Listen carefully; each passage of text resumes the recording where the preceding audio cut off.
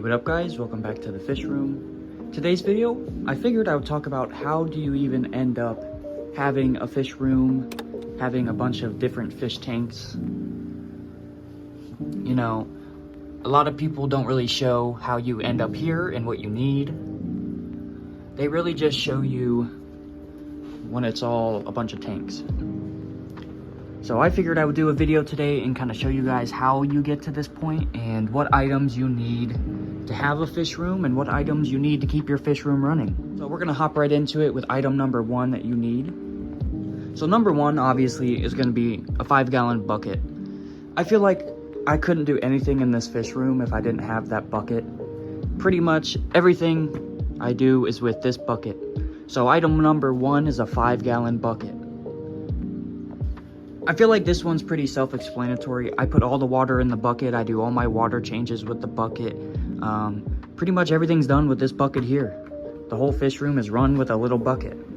So next up, we're gonna move to item number two, which goes along with that, which is having some stress coat and ick cure.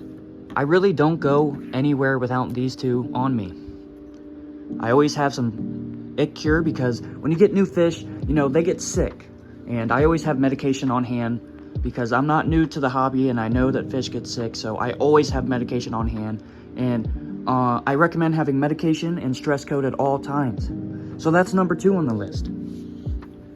Now number three, if you're doing a fish room, is gotta be the sponge filter. I mean, this thing is so amazing. I mean, I'm running 2 tanks over here with just sponge filters, and honestly, I love it. If you're doing a fish room, honestly, sponge filters is the way to go. You can have 3 sponge filters, sometimes even more off of just one air pump. So it works out very well when you chain them. I recommend if you have a sponge filter, get a little chain right here. It takes 1 and splits it into 3. And you can also do more than 1 if you have a powerful air pump. So it just makes it so you can run more than 1 at the same time. Worked out really well for me in the fish room, and all the fish seem to love it. Lately, these platies have been hiding over here because they're about to drop some fry for me.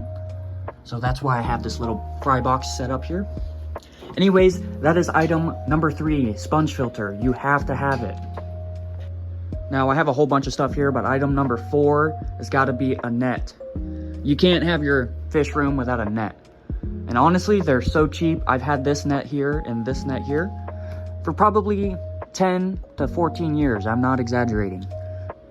So you really kind of just buy it once and then you use it forever. This one's really self-explanatory too. If you ever have to move your fish, you need a net.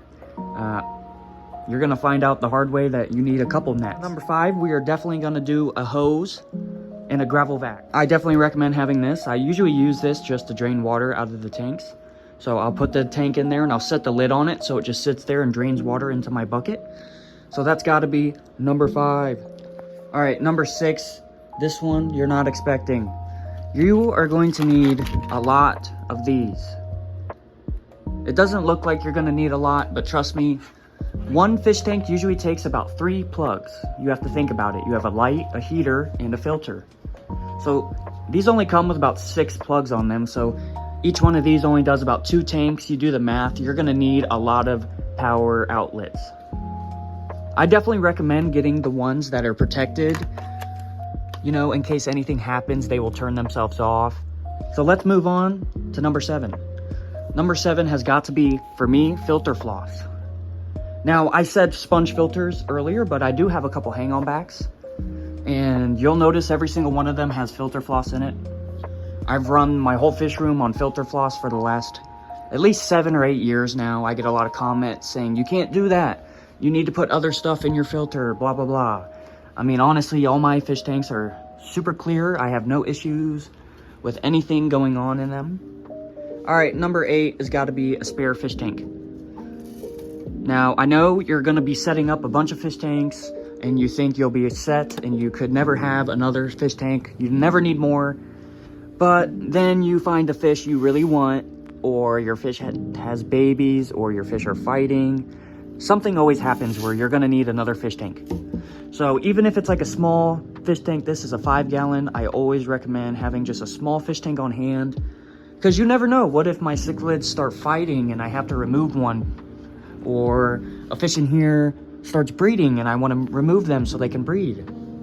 You know, you never know what's going to happen. So I definitely always recommend having a spare fish tank that's empty or running empty, just so you can set some fish up if you need.